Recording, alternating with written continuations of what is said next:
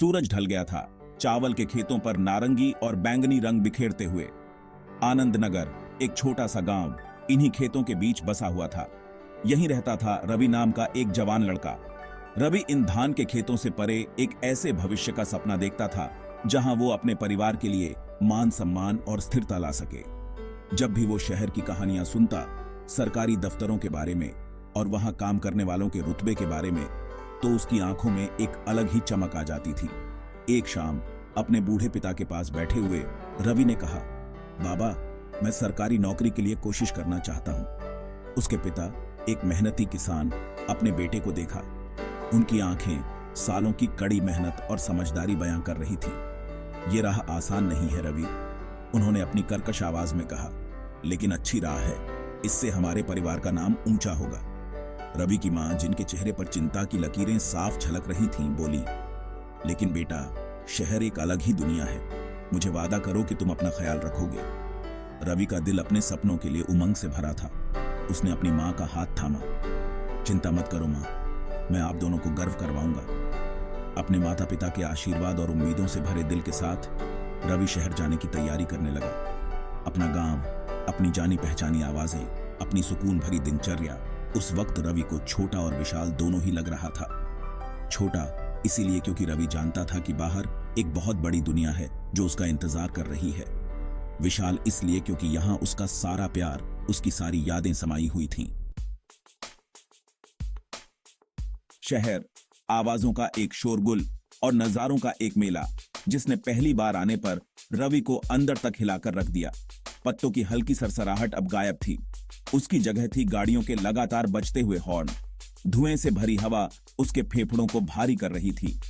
उसे एक छोटा सा कमरा मिला, एक भीड़ भाड़ वाले इलाके में, जहां वो अपनी छत दूसरों के साथ शेयर करता था।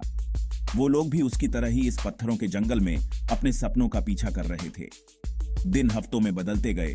हर दिन नौकरी के विज्ञापन, आवेदन पत्र और सरकारी दफ्तरों में लगी लंबी कतारों में गुजर जाता।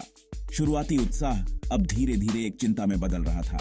पैसे कम पड़ते जा रहे थे और शहर अपनी बेरुखी से उसके सपनों का मजाक उड़ा रहा था। एक शाम एक और असफल आवेदन के बाद निराश होकर रवि सड़क किनारे बैठ गया। उसके ऊपर निराशा की लहर छा गई। उसने अपने माता पिता के चेहरे याद किए जो उम्मीद से भरे हुए थे। उसके अंदर एक नई रेशमिता जागी। वो उन्हें निराश नहीं कर सकता था। वो ऐसा नहीं होने देगा। रवि को एहसास हुआ कि सरकारी नौकरी पाने के लिए सिर्फ फॉर्म भरना काफी नहीं है। उसे सिस्टम को समझना होगा, अपने हुनर को और निखारना होगा और कॉम्पिटिटिव एग्जाम्स की तैयारी करनी होगी।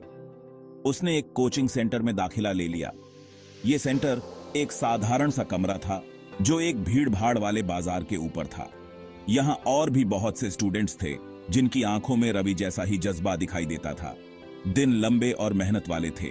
रवि अपना समय क्लास अटेंड करने, देर रात तक पढ़ाई करने और छोटा मोटा काम करके गुजारता था ताकि उसका खर्चा चलता रहे।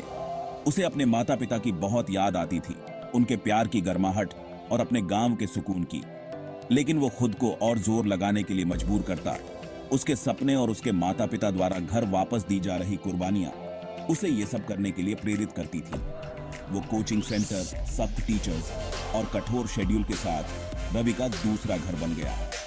उसे अपने साथ पढ़ने वालों के साथ अपने संघर्ष और आकांक्षाओं को शेयर करके एक अलग ही सुकून मिलता था। दोस्ती के ऐसे बंधन बन गए थे जो उसे ताकत और प्रेरणा देते थे। उसने इतिहास, भूगोल और गणित के बारे में ही नहीं, बल्कि लचीलापन, दृढ़ता और कड़ी मेहनत के मूल्य के बारे में भी जाना। घर से आने वाले खत प्यार और प्रोत्साहन से भरे हुए रवि की जीवन रेखा थे। उसकी मां के शब्द उसकी सफलता के लिए दुआओं से भरे हुए और उसके पिता की सीधी सादी सलाह उसे आगे बढ़ाते रहे। लेकिन इन पंक्तियों के बीच रवि उनकी बढ़ती चिंता, उनकी उम्मीदों का बोझ महसूस कर सकता था। उसे पता चला कि उसके पड़ोसी का बेटा जो नौकरी की तलाश में शहर गया था, खाली हाथ लौट आया था। यह खबर पूरे गांव में आग की तरह फैल गई, जिससे रवि के ऊपर भी शक की परछाई मंडराने लगी। उसने अपने ऊपर दबाव बढ़ता हुआ महसूस किया। असफलता का डर उसका लगातार साथी बन गया था। एक शाम रवि ने घर फोन किया। उसकी मां ने चिंता से भरी हुई आवाज में फोन उठाया। रवि की आंखें भर आईं। वो जानता था कि उसके माता पिता उससे हर हाल में प्यार करते हैं, लेकिन वो ये भी जानता था कि उसकी सफलता उनके लिए दुनिया है। ये सिर्फ एक नौकरी नहीं थी, ये उम्मीद का प्रतीक थी, एक बेहतर भविष्य का वादा थी। S1, कैसे हो बेटा? खाना ढंग से खा रहे हो? ज्यादा टेंशन मत लो, सेहत का ख्याल रखो।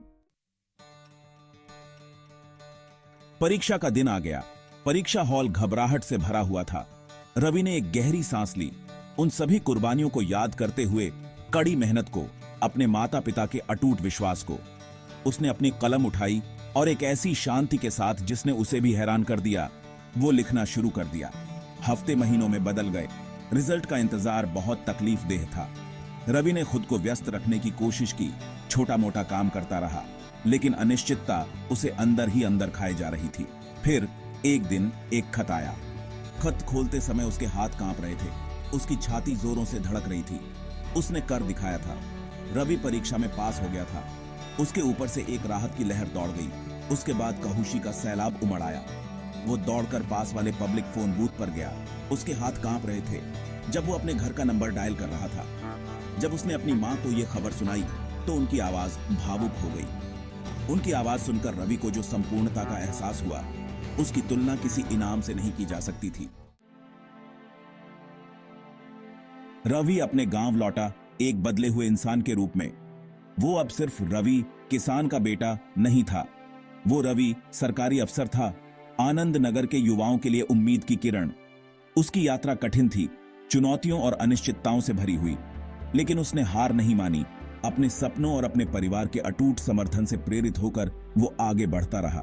उसकी कहानी एक प्रेरणा बन गई, कड़ी मेहनत और दृढ़ संकल्प की शक्ति का प्रमाण।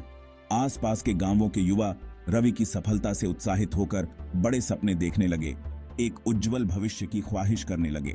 रवि की कहानी इस बात की याद दिलाती है कि मुश्किल से मुश्किल परिस्थितियों में भी खुद पर अटूट विश्वास और अपने सपनों को पूरा करने की हिम्मत हो तो कुछ भी संभव है।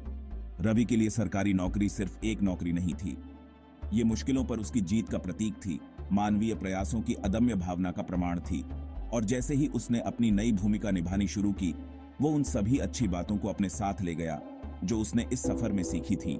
कड़ी मेहनत का महत्व, दृढ़ता की शक्ति और अपने सपनों को प्राप्त करने की अटूट आस्था।